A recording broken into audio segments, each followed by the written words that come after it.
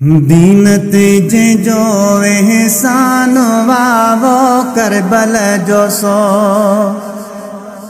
मेहमान वा असा महफिल रखिया तेजी याद में असा महफिल रखिया तेजी याद में दीन तेजे जो एहसान वावो करबल जो सो मेहमान वा असा महफिल रखिया तेजी याद में असा महफिल रखिया तेजी याद में है सूर सभई सिरते सठऊं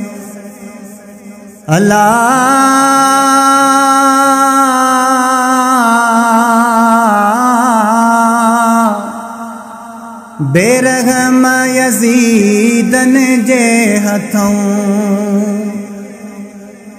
सूर सभई सिरते सठों बेरहम यजीदन जे हथों मलायो जने मैदान वावो करबल जो सो मेहमान वा असा महफिल रखिया तेजी याद में असा महफिल रखिया तेजी याद में है अहड़ी नमाज न कहीं पढ़ी अल्लाह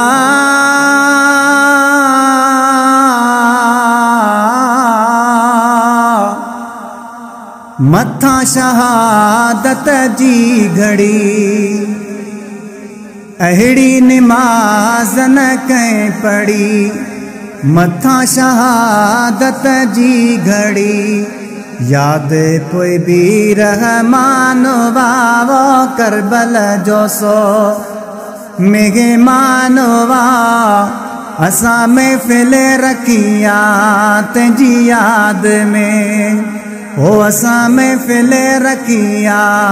तेजी याद में है जुल्म सभई सहदार रहा अल्लाह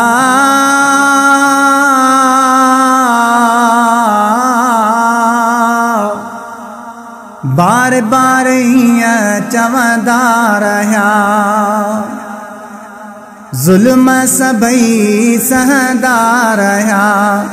बार बार हिया चवंदा रहा सब्र जो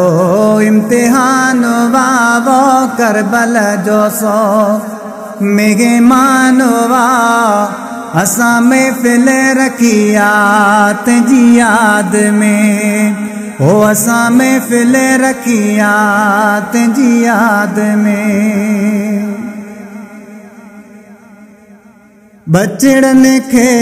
नसीहत कई अल्लाह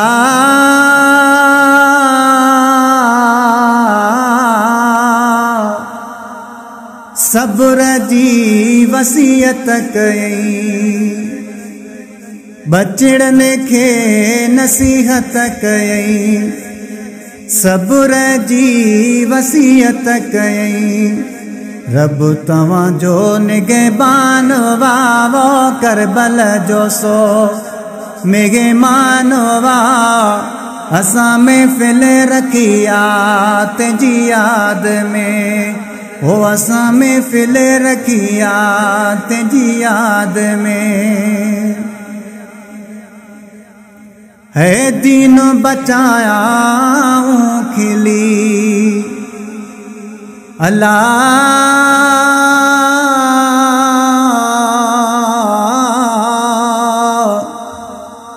सदमा रस्या तोड़े दिली दीन बचाया खिली सदमा रस्या तोड़े दिली दर्दन जो दास्तान वावो करबल जो सो मेहमान वा असा महफिल रखिया तेजी याद में हो असा महफिल रखिया तेजी याद में। है जूने जा शाम बयान क्या अल्लाह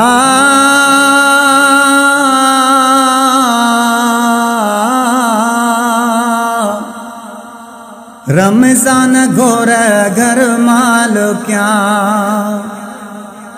जूने जा शाम बयान क्या रमजान घोर घर माल क्या आशिकन जो सुल्तान वावो करबल जो सो मेगे मानवा असा महफिल रखिया